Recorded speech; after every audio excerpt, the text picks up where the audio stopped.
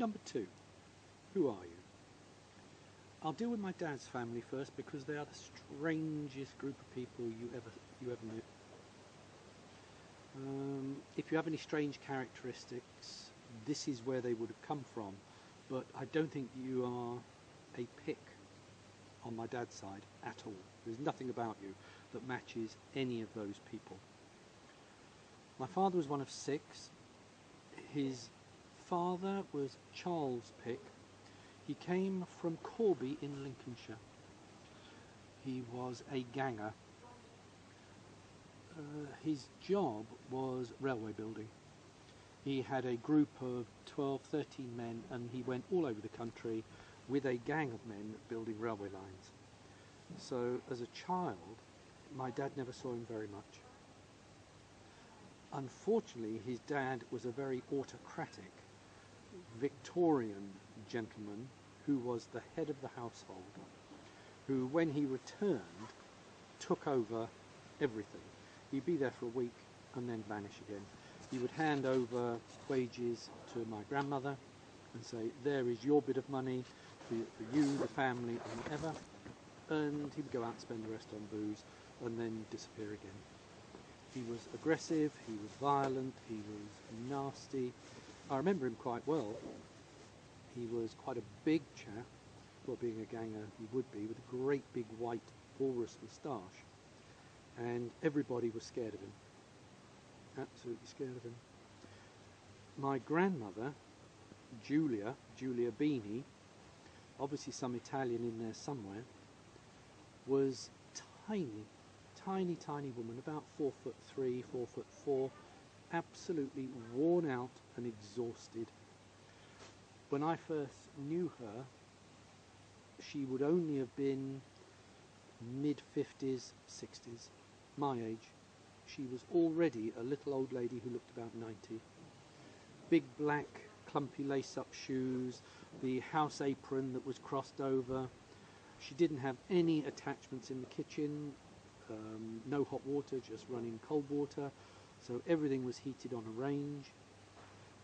Wash day, beside the sink was a big concrete bowl about 3 feet deep with a tap on the outside for emptying, so she'd have to boil water on the range, pour it in with some soap suds, put all the washing in and then drain it out, rinse it and whatever.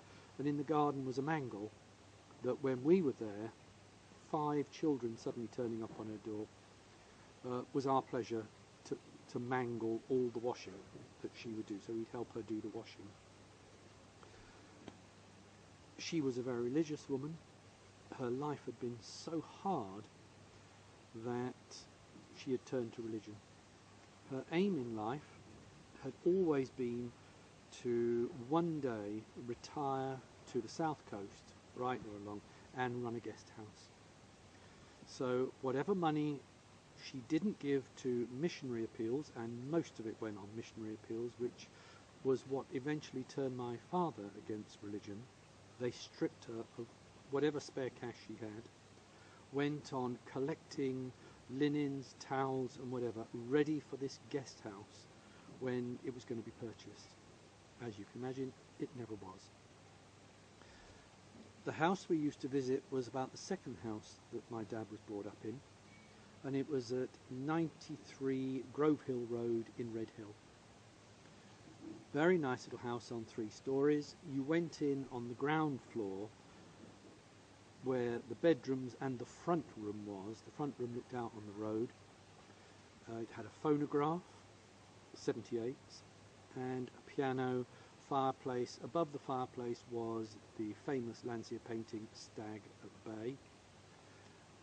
The room next door was my grandmother's room, which had a harmonium that she used to play and sing hymns to, with 2 oval portraits either side of the fireplace.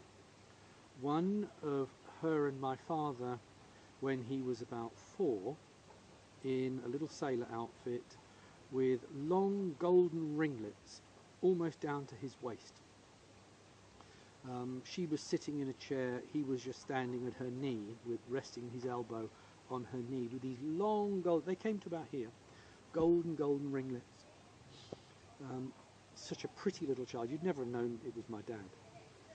On the other wall was another picture of just my dad. He was the favourite, the apple of her eye, the youngest, and just her favourite. Underneath that was a coal hole, huge, great big coal hole, cellar, which we as kids used to play in all the time, and it smelled, there's a smell of that brick damp which will take me back there instantly, and a kitchen, which is where they lived. And beside that was an almost outside loo, and in the garden a mangle. So the garden was at semi-basement level. On the top floor were another 3 bedrooms. So we all used to squash in there. The 6 children were: Charlie was the eldest, thin, weedy looking, but my father always said the most intelligent man he'd ever met. A wastrel. Absolute brilliant brain power, but never had any drive to put it anywhere. He married a woman called Florence, and they had 2 children, Jack and Jill. No, it wasn't. It was Janet and John. Janet and John, that's who it was. I met them only once. He and my dad didn't get on. He always thought my dad was the favourite and therefore resented him. My dad worshipped Charlie, absolutely worshipped him. So we went there once and we never ever saw them again. Janet and John at that time would have been the same age as me, and I've never seen nor heard from them ever again. Second child was Will. Will was a sailor. He'd spent his whole life at sea, and he had the gruffest voice you could ever imagine. Smoking, smoked consistently day and night. Strange little house they had. He married a woman called Ethel. Vicious, nasty, acid, sharp woman. Very unpleasant, very unpleasant. And we used to go around there, visit them, because we would go to Red Hill every year for 2 days, maximum 2 days. No one could put up with the 7 of us for longer than 2 days. We'd go around to Will's because my dad, again, loved his brother. Ethel hated having us there because we could, we just filled the house. She had a daughter, Audrey, who was lovely. Audrey was a teacher, and she would come and spend the whole of the summer in Devon with us.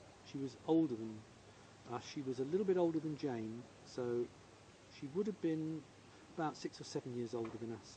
So when we were 6 or 7, she would have been 13, 14. And she would come down in the school holidays, as I said, she was a teacher, and spend 6 weeks with us, and just take us out and live with us the whole time. So Audrey was lovely. And I think Ju and Lib are still in contact with Audrey. So that was nice. We would sit in Will's best room. His face was lined like a map. Very gruff voice all the time. Very little hair. Parted straight down the middle and gelled back. But very funny.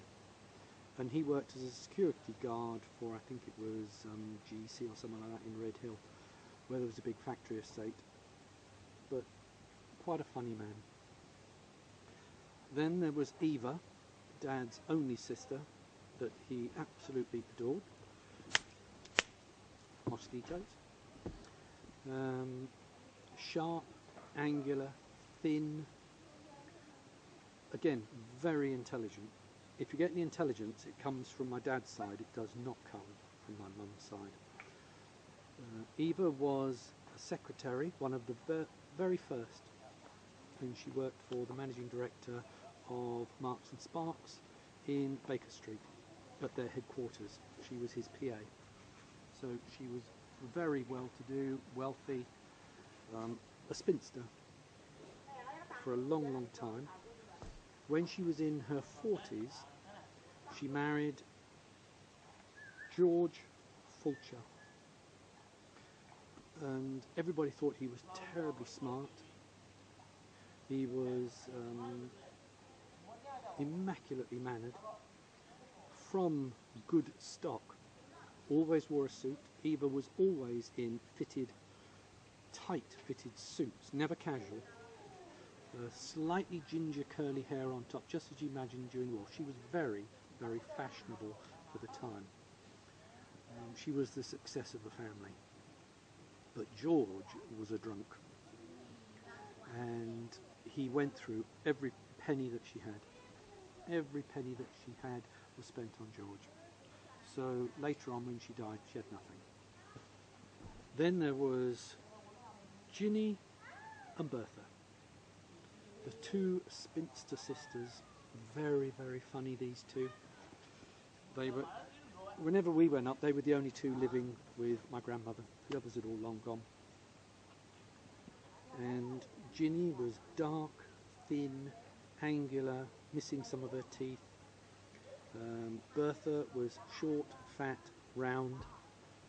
They were very much like the two sisters in Gormenghast, Clarice and Cora, always together, just sitting, arm touching the whole time. My dad tells very tragic stories about both of them.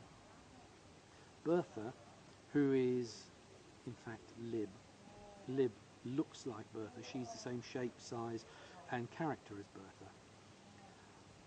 She worked for a company called Redifon in the canteen, and she worshipped some chap for 25 years. Never spoke to him. He never knew she existed because she was not that attractive. And she would come home and have hysterics about this bloke if he'd even looked at her that day. When she was young, she would have not fits of hysteria, but she would get excitable. When Charlie Pitt came home, he couldn't stand it because she would just get with panic about him coming. So my dad said he would just hang her up on a door, like those door hooks for clothes and whatever. He would just hang her on the door for hours while she calmed down. But she and Ginny were petrified of him. Ginny again worked in the same Redifon factory, but she was much livelier. Who does Ginny look like? No one. She had long dark hair turned under to here, but as I say, very angular, very skinny, but very witty, very funny woman. Later in her life, when she was about 60, she found a chap through a dating agency, Frank Steele. He was extremely nice, and the only thing that we knew about him before we met him was a letter we had from Ginny to say she was going to get married to this chap called Frank Steele, and he had a gold watch. That's all we knew about him. He had a gold watch, therefore he was really nice. When we actually did meet him, he was very nice.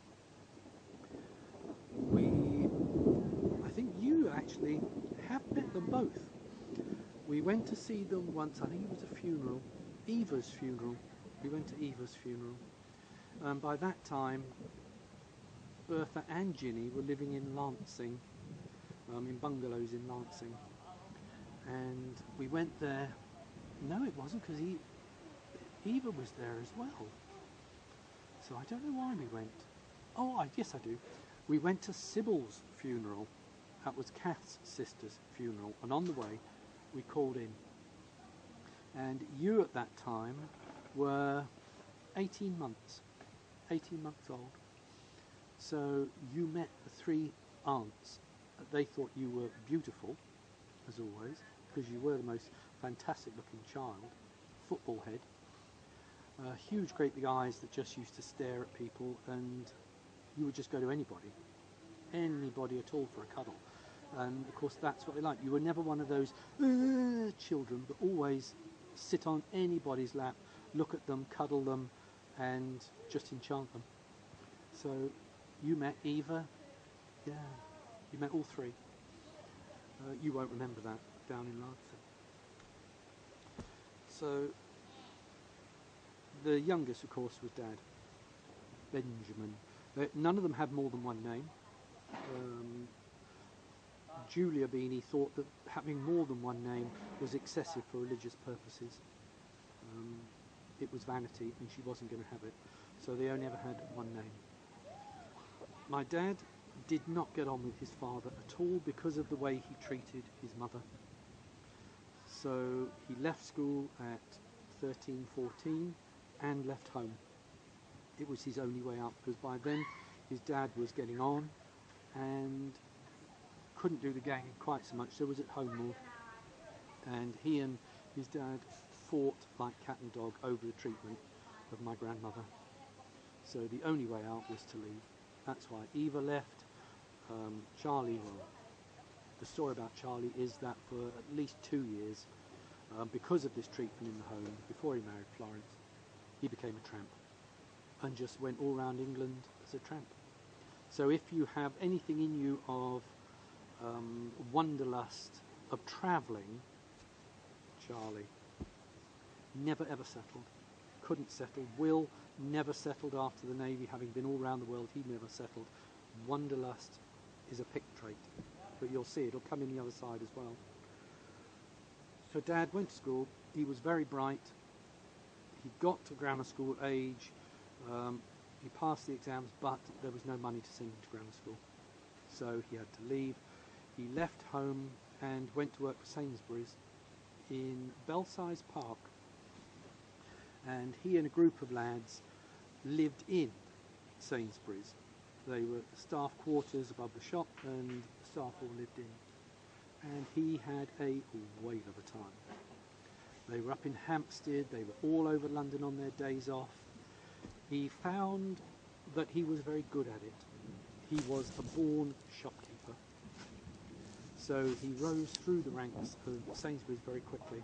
So at 18, 19, he was the manager of the Belsize Park shop, immaculately dressed, silver suits in mohair, and there are pictures of him up at the Lido in Hampstead Heath, where they would go swimming at weekends because it was very close to Belsize Park, and him and his mates flashing around town in their beautiful attire. That time he also learned to play the trumpet, and he was in a band. So they used to go and play at dance venues. Again, very attractive person, very smart, really knew what he wanted. He'd learned from Eva and caught up with Eva in London quite often. So by the time he was 19, 20, he'd been manager of that shop for a couple of years, and Mr. Sainsbury, who he knew quite well, the Mr. Sainsbury, moved him then to Folkestone and Hythe, where he ran part of the store. It was a much bigger store, and he ran part of it there. He made himself very unpopular. He was someone who thought right is right, and there is no other way but what is right. He found very quickly, within I think about a week, several of the staff were stealing. What they were doing is young girls would come in, and these boys would be putting expensive cuts of meat inside cheaper ones, and then only charging them for the cheap ones, and the girls would walk out with great big chunks of fillet steak and whatever. So rather than taking them to one side and perhaps having a little chat to them, he fired them, which made him extremely unpopular in the store, because these perks were believed to be shop perks that they all could have. So he put a stop to it immediately. He was never ever any different. So that if where you get the right is right and there is only one way, and I'm sorry, I won't have it any other way, there's no greyness in here, you get that from my dad. He didn't care how unpopular he would ever become, right is right. And when he had the shop in Dawlish, he used to fall out with the council all the time, because they would say, well Mr. Pitt, if you just do this. No, the paperwork says that, I've submitted the paperwork, I'm entitled. So he never ever got what he wanted. He was a Mason at that time, and got quite high up in the Masons, but decided that any club that would have him was not a club he wanted to join. So he chucked the Masons. It was around that time that he met my mum. We'll now go on to, I'll stop this one because we've been about 20 minutes, and then we'll do my mum's side.